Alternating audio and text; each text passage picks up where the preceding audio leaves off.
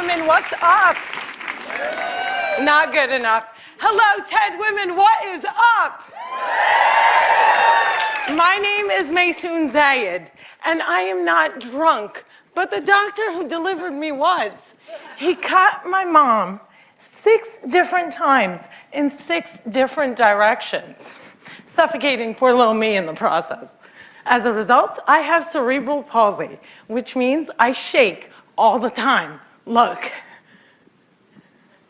It's exhausting. I'm like Shakira meets Muhammad Ali. CP is not genetic. It's not a birth defect. You can't catch it. No one put a curse on my mother's uterus, and I didn't get it because my parents are first cousins, which they are. It only happens from accidents, like what happened to me on my birthday. Now, I must warn you, I'm not inspirational.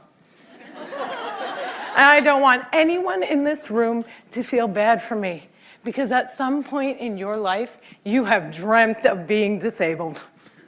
Come on a journey with me. It's Christmas Eve. You're at the mall. You're driving around in circles looking for parking.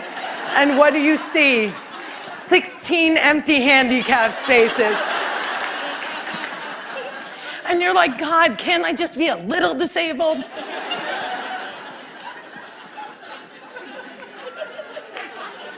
Also, I gotta tell you, I got 99 problems and palsy is just one. If there was an oppression Olympics, I would win the gold medal. I'm Palestinian, Muslim, I'm female, I'm disabled, and I live in New Jersey.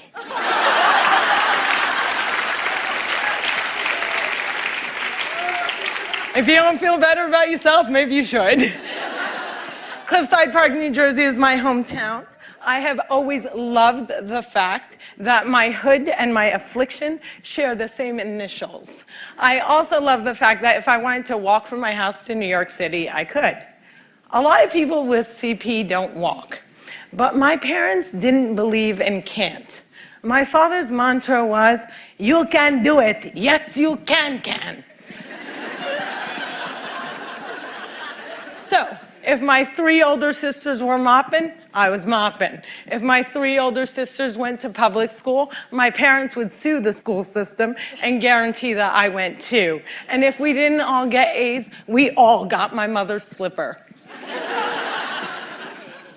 My father taught me how I walk when I was 5 years old by placing my heels on his feet and just walking.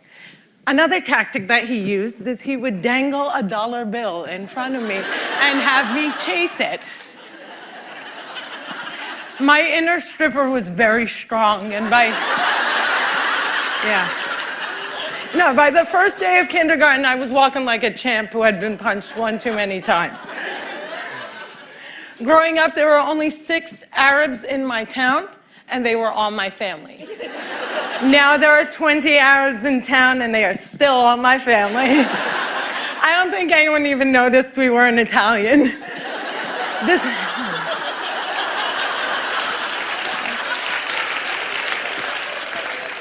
This was before 9/11 and before politicians thought it was appropriate to use "I hate Muslims" as a campaign slogan. The people that I grew up with had no problem with my faith. They did, however, seem very concerned that I would starve to death during Ramadan. I would explain to them that I have enough fat to live off of for 3 whole months, so fasting from sunrise to sunset is a piece of cake. I have tap danced on Broadway. Yeah, on Broadway. It's crazy. My parents couldn't afford physical therapy, so they sent me to dancing school. I learned how to dance in heels, which means I can walk in heels. And I'm from Jersey, and we are really concerned with being chic. So if my friends wore heels, so did I. And when my friends went and spent their summer vacations on the Jersey Shore, I did not. I spent my summers in a war zone because my parents were afraid that if we didn't go back to Palestine every single summer, we'd grow up to be Madonna.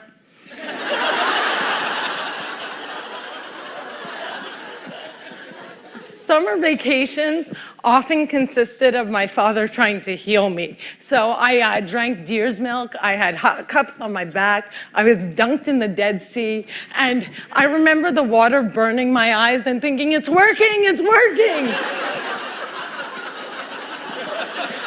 But one miracle cure we did find was yoga. I have to tell you, it's very boring. But before I did yoga, I was a stand-up comedian who can't stand up. And now I can stand on my head. My parents reinforced this notion that I could do anything, that no dream was impossible. And my dream was to be on the daytime soap opera General Hospital. I went to college during affirmative action and got a sweet scholarship to ASU, Arizona State University, because I fit every single quota. I was like the pet lemur of the theater department. Everybody loved me. I did all the less than intelligent kids' homework. I got A's in all of my classes, A's in all of their classes. Every time I did a scene from The Glass Menagerie, my professors would weep. But I never got cast. Finally, my senior year, ASU decided to do a show called They Dance Real Slow in Jackson. It's a play about a girl with CP. I was a girl with CP. So I start shouting from the rooftops, I'm finally gonna get part. I have cerebral palsy. Free at last, free at last. Thank God almighty I'm free at last. I didn't get the part. Sherry Brown got the part. I went racing to the head of the theater department, crying hysterically like someone shot my cat, to ask her why. And she said it was because they didn't think I could do the stunts. I said, excuse me, if I can't do the stunts, neither can the character.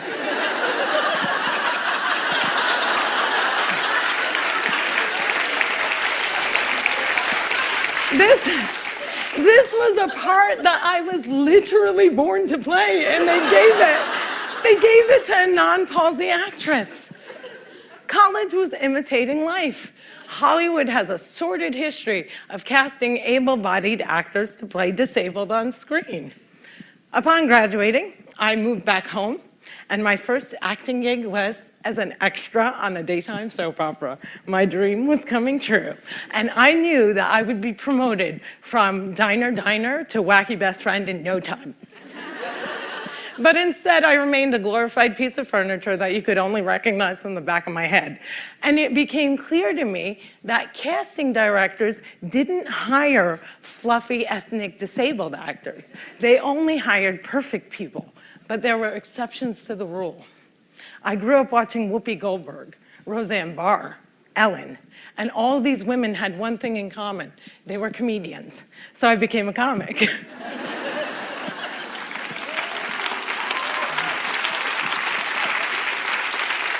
My first gig was driving famous comics from New York City to shows in New Jersey. And I'll never forget the face of the first comic I ever drove when he realized that he was speeding down the New Jersey Turnpike with a chick with CP driving him.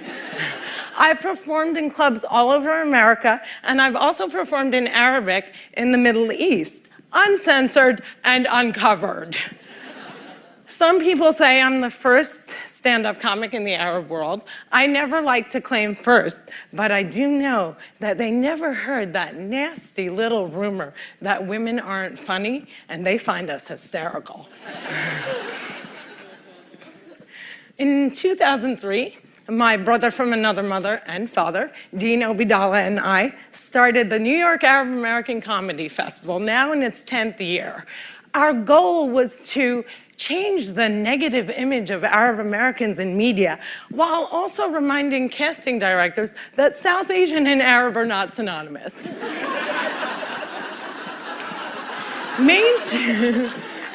Mainstreaming Arabs was much, much easier than conquering the challenge against the stigma against disability. My big break came in 2010. I was invited to be a guest on the cable news show Countdown with Keith Olbermann. I walked in looking like I was going to the prom, and they shuffle me into a studio and seat me on a spinning rolling chair. So I looked at the stage manager and I'm like, excuse me, can I have another chair? And she looked at me and she went, 5, 4, 3, 2, and we were live, right? So I had to grip onto the anchor's desk so that I wouldn't roll off the screen during the segment. And when the interview was over, I was livid. I had finally gotten my chance and I blew it. And I knew I would never get invited back. But not only did Mr. Oberman invite me back, he made me a full-time contributor and he taped down my chair.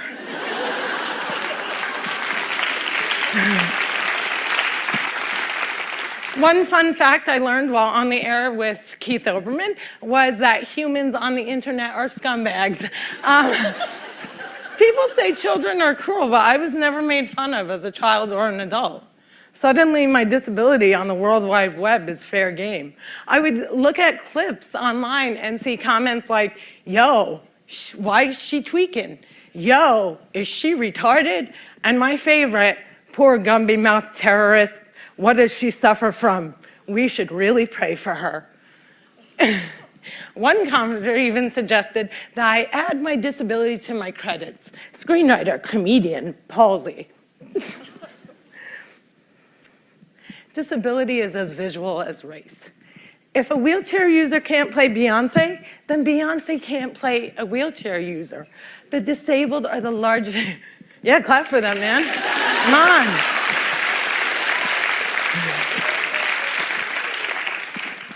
People with disabilities are the largest minority in the world, and we are the most underrepresented in entertainment.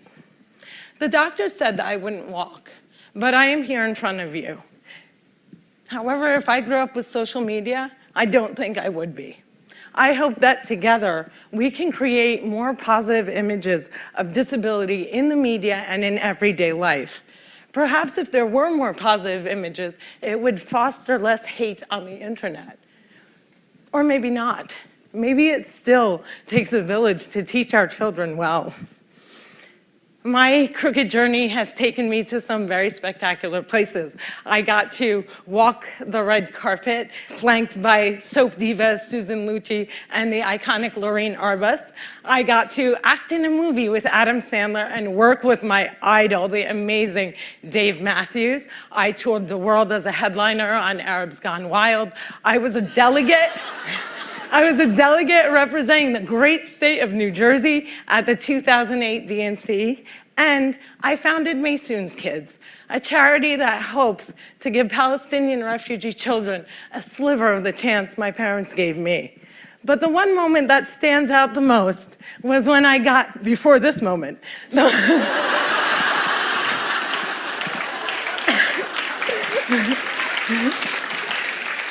But the one moment that stands out the most was when I got to perform for the man who flies like a butterfly and stings like a bee, has Parkinson's and shakes just like me, Muhammad Ali.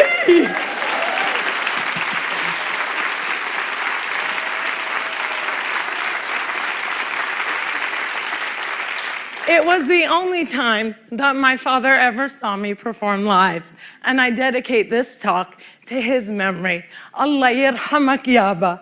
My name is Maysoon Zayid, and if I can, you can.